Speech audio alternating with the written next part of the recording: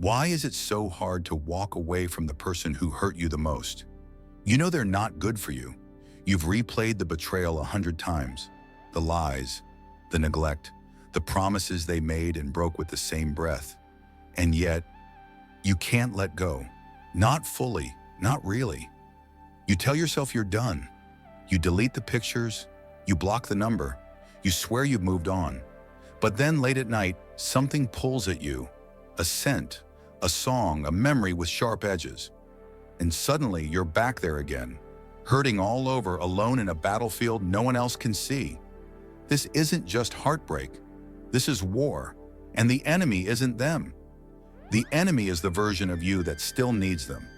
The voice in your head that says, maybe it wasn't that bad. The silent hope that they'll change, that they'll finally see your worth. It's a war between your logic and your longing, between who you know they are and who you wish they were. Most people won't understand. They'll ask why you stayed so long, why you keep looking back, why you're still hurting over someone who clearly doesn't deserve you. But they don't see the battlefield. They don't hear the bombs going off in your mind every time you try to detach. They don't know what it's like to love someone who wounded you so deeply they became part of your identity. This is the quiet chaos no one talks about, the psychic fragmentation, when love turns to confusion, when pain becomes routine, when your sense of self starts to revolve around a person who no longer respects it. And that's where the truth begins. Carl Jung once said, "Until you make the unconscious conscious, it will direct your life and you will call it fate." You think this heartbreak is fate, that you were meant to love them, meant to suffer, meant to hold on just a little longer? But maybe this isn't fate. Maybe it's the unconscious screaming to be seen. The wounds you never healed, the patterns you never questioned, the childhood echoes you've carried into adulthood. Maybe letting go isn't about them at all. Maybe it's about waking up to yourself. If they made you suffer, why do you still miss them? It's a question that burns quietly, hidden beneath your justifications. You say it was complicated. You say they weren't always like that. You say maybe you were too sensitive. But deep down, you know, they hurt you repeatedly. And yet, here you are, missing them like a part of you got amputated. But what if you're not missing them at all?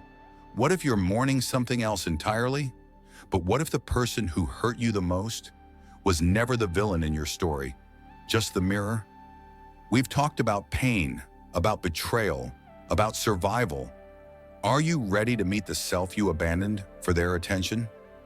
Let's dive in, not into the story you told yourself, but into the truth you've been avoiding. Maybe you miss who you were when they loved you, when they made you feel seen, even if it was only for a moment. You miss the person you got to become through their gaze, their validation, their warmth in those brief pockets of peace before the chaos returned. Carl Jung believed that the ego, the part of us we identify with, is terrified of change. It would rather cling to a toxic certainty than face the anxiety of the unknown. Familiar pain, after all, is still familiar. And when that pain becomes routine, it starts to feel like home. There's a strange comfort in knowing exactly how you'll be disappointed, in predicting the rejection, in understanding the rhythm of the push and pull. And so, instead of walking away, you walk in circles. You tell yourself stories to survive the inconsistency. You romanticize the beginning, downplay the end, and ignore the patterns in between. This is not love. This is psychological conditioning. Trauma doesn't always scream. Sometimes it whispers in the form of nostalgia. It takes the sharp edges of the past and smooths them into something bearable. Because if you remembered it exactly as it was, you'd be forced to confront the truth. You stayed in a place that was slowly destroying you, and you knew it.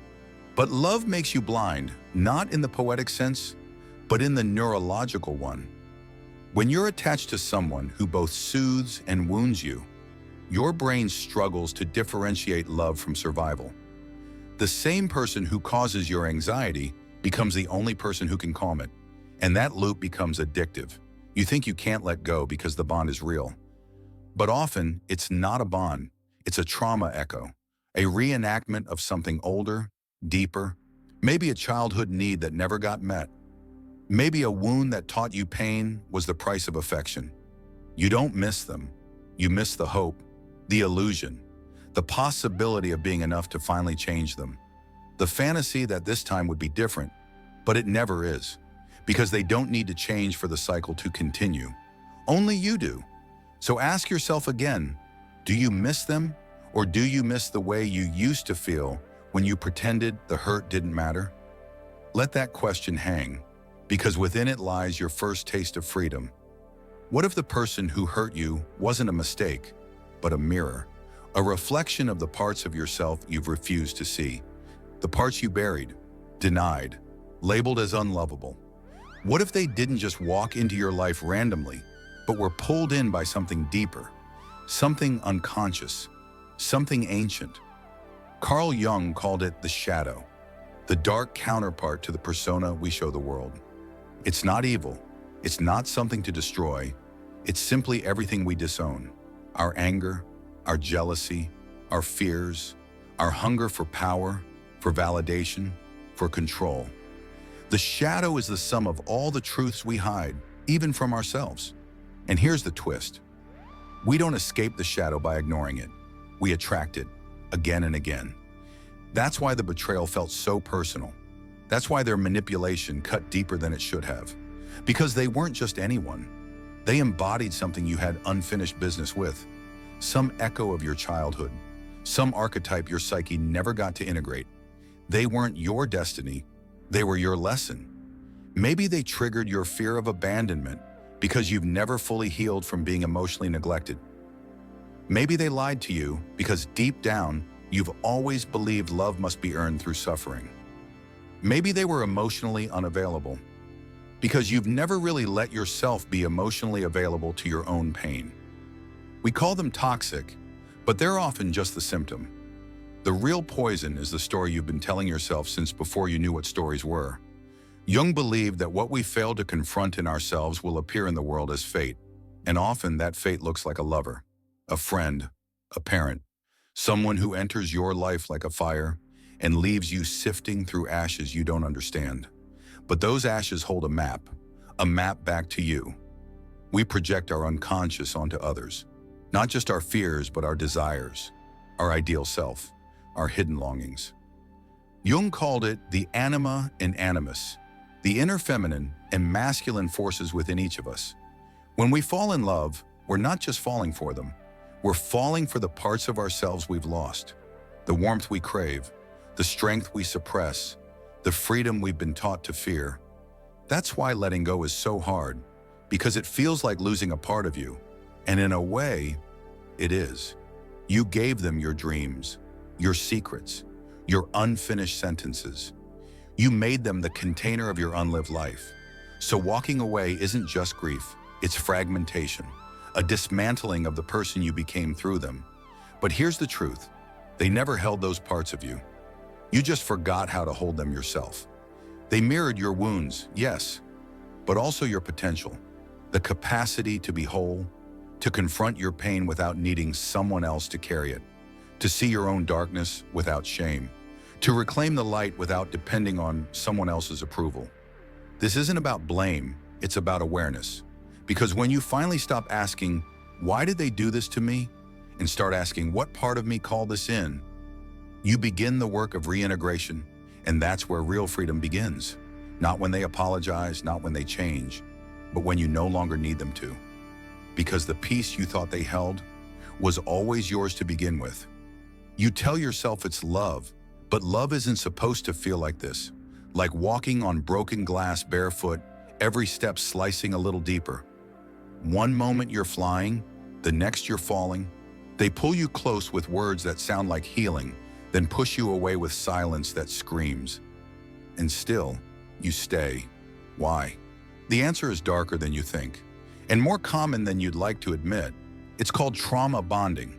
It's what happens when someone becomes both your comfort and your pain. When your nervous system starts to associate emotional intensity with connection. When unpredictability isn't a red flag, it's a high. You begin to crave the chaos. You learn to interpret inconsistency as passion. Their coldness makes their warmth feel more real. The absence makes their return feel like oxygen. This isn't coincidence. It's conditioning. Trauma bonding operates on what psychologists call intermittent reinforcement, the same principle used in gambling. You never know when the next reward is coming, but you know it could come. And so you stay addicted to the maybe. You hold on through the pain, hoping the next high will make it all worth it. And for a moment, it does. This pattern becomes especially hard to break if it mirrors what you knew growing up. If love was inconsistent in childhood, if affection had to be earned, or if approval came with conditions, your brain wired itself to see that as normal, as love. And the very thing that should send you running instead pulls you deeper in. You confuse anxiety for excitement, tension for chemistry, distance for mystery, but none of it is love, it's survival. Jung's theories echo through this. He believed we are drawn to what is unresolved within us, that the psyche repeats what it doesn't repair. So if abandonment was once your story, you might keep choosing people who abandon you, just to rewrite the ending, but they never do. And you're left rewriting yourself instead, smaller, quieter, more accommodating, trying to be enough for someone who is built to be empty. Attachment theory explains another layer. If you're anxious, you chase. If they're avoidant, they run. And that cycle creates a twisted kind of magnetism, each person triggering the other's deepest fears. You're not in love with them. You're locked in a psychological tug-of-war with your own inner child.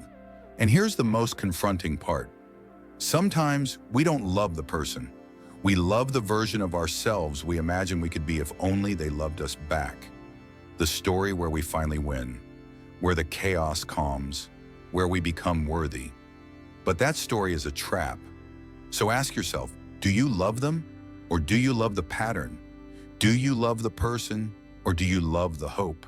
Because there's a difference between being in love and being in a loop. You think you're in love, but what if it's something else entirely? What if it's not love you're feeling, but addiction, a loop, a cycle, a chemical illusion wrapped in hope? Because there's a kind of bond that doesn't form through safety, trust, or peace, but through survival, through chaos, through pain so familiar it starts to feel like home. It's called trauma bonding. It doesn't happen overnight. It builds slowly like rust on steel until one day you can't tell what's real anymore. You get moments of warmth, apologies, a soft hand after the storm, and just when you start to feel safe, it changes. They withdraw, they punish, they vanish, and you start blaming yourself. But then they come back. They always do. And when they do, it's euphoric, like the return of air after drowning. Your brain lights up. Dopamine floods your system. This is what makes trauma bonding so potent. It's the highs and lows, the reward and punishment. Psychologists call it intermittent reinforcement, a tactic used in the most effective gambling machines. You never know when the next hit of affection will come, so you cling to the relationship harder, hoping you can earn it. That unpredictability makes the connection feel intense. It makes the bond feel deep. But what it's really doing is training you. This is not love. This is programming. And here's where Jung's shadow returns. Because in trauma bonds, you're not just reacting to the present, you're reenacting the past. Unhealed childhood wounds resurface and take control.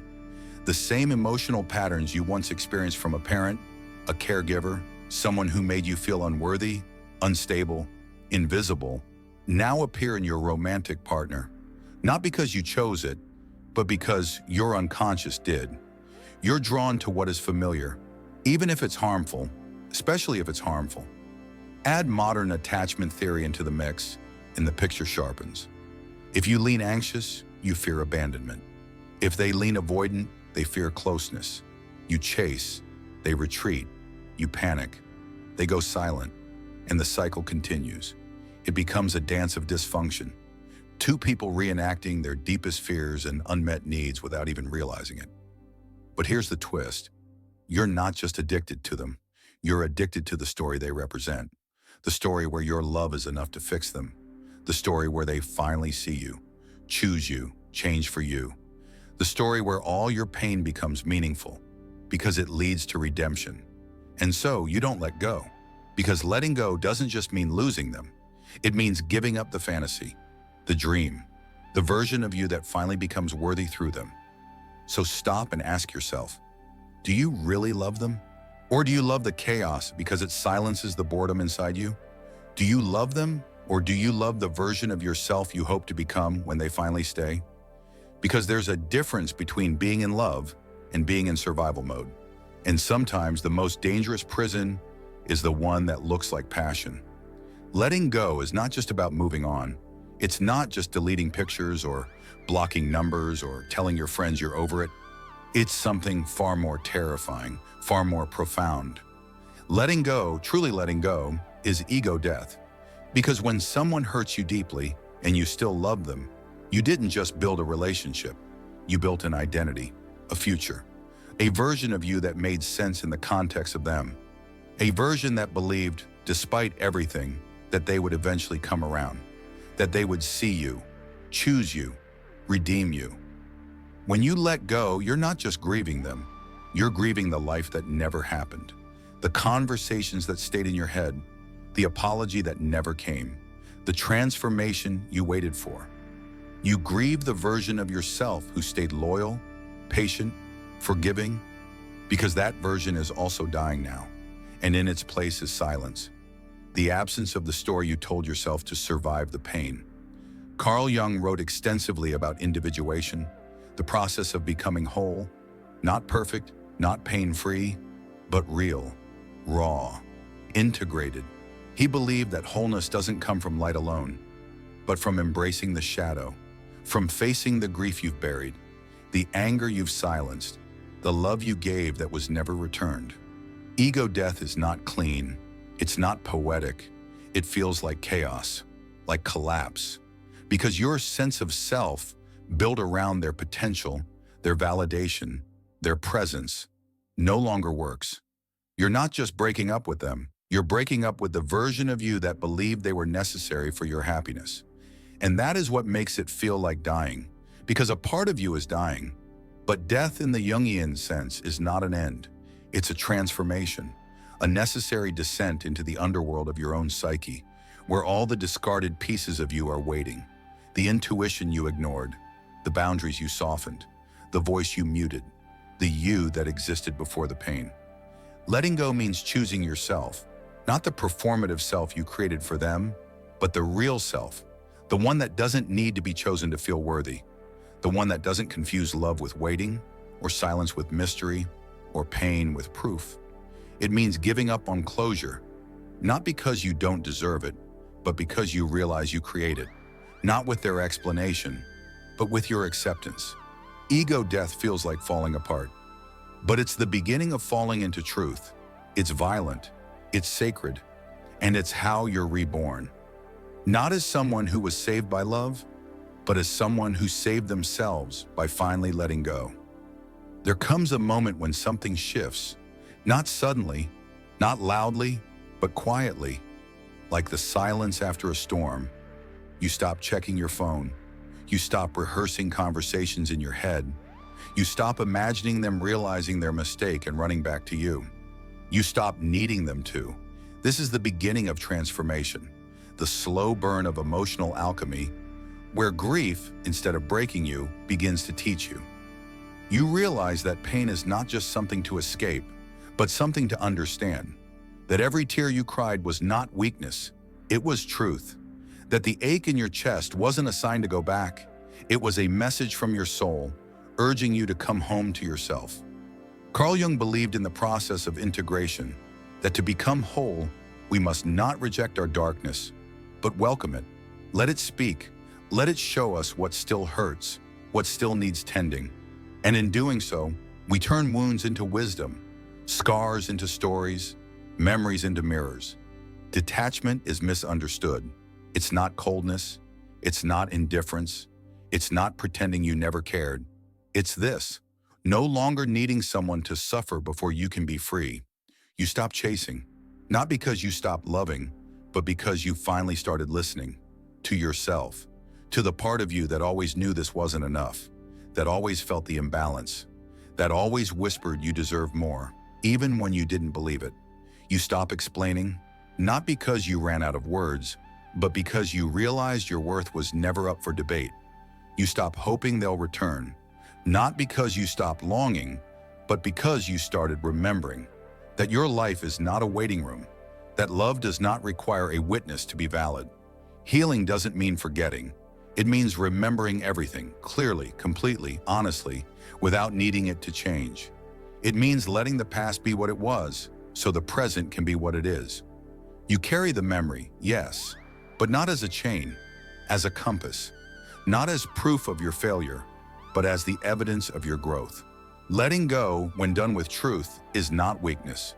It is the most radical act of reclaiming your power, because when you stop needing them to come back, you start coming back to yourself. You don't heal by holding on. You heal when you let the memory pass through you, without needing it to stay. When you stop clinging to what could have been and start living with what is. It's not forgetting, it's not pretending, it's remembering without reliving. Letting go isn't weakness, it's the quietest form of courage. The moment you stop waiting to be chosen and start choosing yourself. The second you stop rewriting the past and start writing a future no longer shaped by wounds. Because healing doesn't happen when the story ends. It begins when you're finally ready to tell a new one. Without them in it. There's more coming. Subscribe for deeper dives into the truths most people avoid, and hit the bell so you don't miss what's next. Your mind deserves more than noise.